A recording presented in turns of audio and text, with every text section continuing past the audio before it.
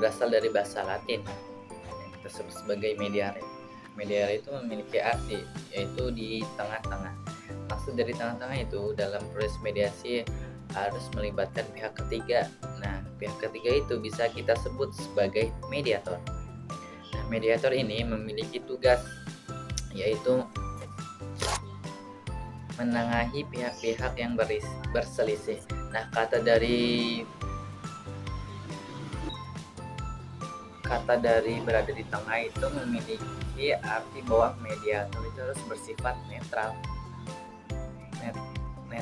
nggak boleh memihak pada salah satu pihak gitu. Nah, selanjutnya menurut Kamus Besar Bahasa Indonesia atau bisa singkatan dari KBBI, mediasi itu di mana dalam proses mediasi itu harus melibatkan pihak ketiga atau mediator itu.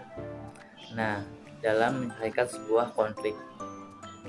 Tapi posisi dari sebuah mediator ini sebagai penasehat, di mana mediator itu tidak boleh membuat keputusan atau memaksakan sebuah penyelesaian. Nah, kita selanjutnya akan membahas mengenai mediator. Siapa sih itu mediator? Mediator itu adalah orang yang netral.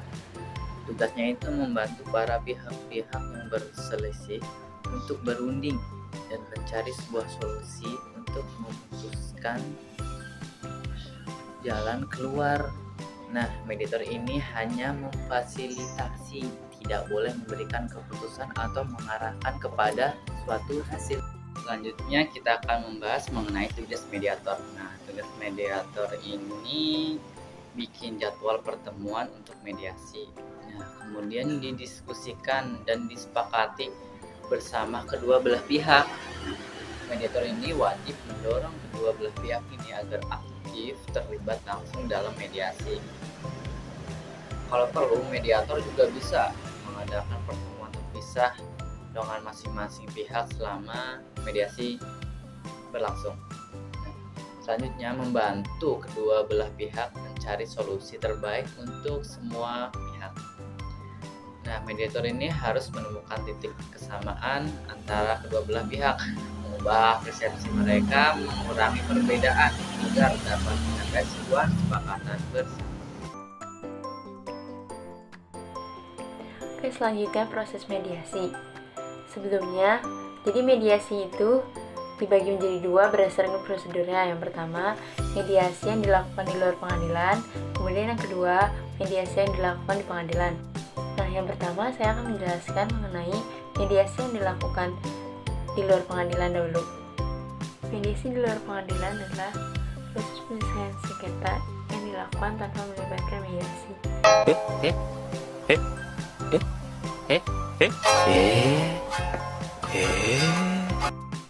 Tanpa melibatkan pengadilan maksudnya?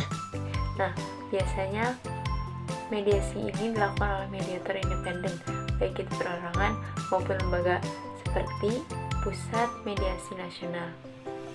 Nah, kemudian mediasi di luar pengadilan ini diatur dalam Undang-Undang Nomor 30 Tahun 1999 tentang arbitrase dan alternatif penyelesaian sengketa, yang menyebutkan bahwa mediasi ini salah satu cara dalam menyelesaikan sengketa di luar pengadilan.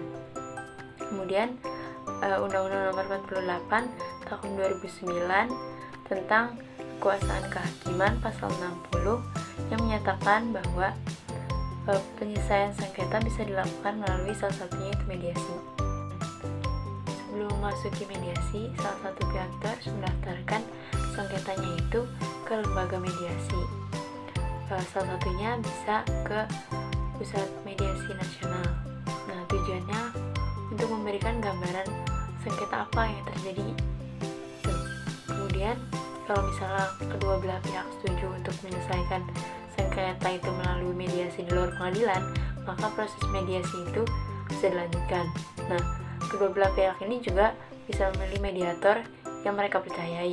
Nah, nanti mediator ini akan mengatur pertemuan dan menyusun aturan mediasi, termasuk kode etik mediator, kemudian fungsi mediator atau peran mediator, dan biaya mediasi. Selanjutnya, mediator akan melakukan pramediasi, di mana mediator akan melakukan pertemuan pertama dengan masing-masing pihak untuk melakukan persiapan mediasi. Kemudian setelah dilakukan pertemuan dengan masing-masing pihak, jika dirasa cukup, maka mediator ini akan melakukan pertemuan dengan semua pihak. Kemudian masuklah pada proses mediasi. Nah, proses mediasi ini ada dua, yaitu yang pertama proses definisi, di mana mediator memberikan kesempatan kepada kedua pihak untuk menjelaskan permasalahan yang terjadi dan harapan mereka terhadap penyelesaian sengketa. Kemudian proses penyelesaian masalah. Jadi proses ini kedua belah pihak melakukan diskusi dan tawar-menawar untuk mencapai kesepakatan yang adil untuk kedua belah pihak. Jika proses mediasi berhasil sehingga menciptakan kesepakatan kedua belah pihak yang adil, maka mediator ini nanti akan membuat draft kesepakatan yang nantinya akan, kalau misalnya udah nggak ada perubahan, nanti akan dijadikan kesepakatan perdamaian yang nantinya akan ditandatangani oleh semua pihak termasuk mediator untuk dijadikan akta perdamaian. Nanti sifatnya itu resmi dan memiliki kekuatan hukum. Kemudian yang kedua yaitu mediasi di pengadilan. Mediasi di pengadilan adalah proses mediasi yang dilakukan setelah adanya gugatan di pengadilan. Jadi kalau misalnya ada gugatan yang masuk ke pengadilan, maka hakim akan mengarahkan kedua belah pihak untuk menyelesaikan melalui mediasi terlebih dahulu. Sebagaimana ketentuan ini ada dalam pasal 130 HIR-154 RBG bahwa setiap sengketa yang diperiksa di pengadilan wajib menempuh perdamaian terlebih dahulu. Adapun prosedur dan tahapan mediasi di pengadilan itu diatur dalam Peraturan Mahkamah Agung Nomor 1 Tahun 2016 Pasal 2 sampai Pasal 32 yang pada pokoknya terdiri dari dua tahapan, yaitu tahapan pramediasi dan tahapan proses mediasi.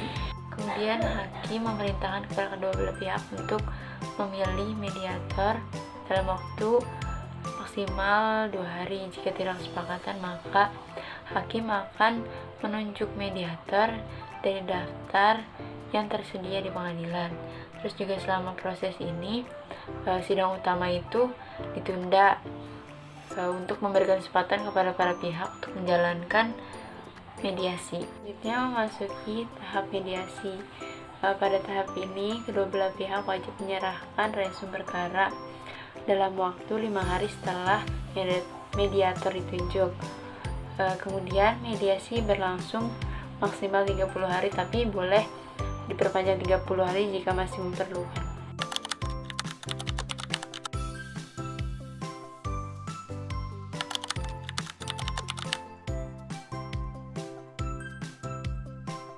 Selanjutnya, penyelesaian sengketa di luar pengadilan.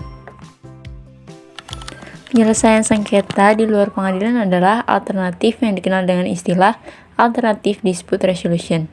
Ini adalah mekanisme penyelesaian konflik tanpa harus melalui proses pengadilan yang formal. Metode ini seringkali lebih cepat. Kemudian terdapat beberapa metode alternatif penyelesaian sengketa di luar pengadilan. Yang umum yaitu yang pertama ada mediasi. Jadi dalam mediasi ini pihak ketiga itu netral, membantu para pihak mencapai kesepakatan secara sukarela. Kemudian yang kedua arbitrase. Nah, pihak ketiga atau arbiter memberikan keputusan yang mengikat berdasarkan perjanjian sebelumnya. Kemudian yang ketiga yaitu konsiliasi. Nah, konsiliasi ini mirip dengan mediasi, tapi konsiliator lebih proaktif memberikan solusi dalam penyelesaian sengketa.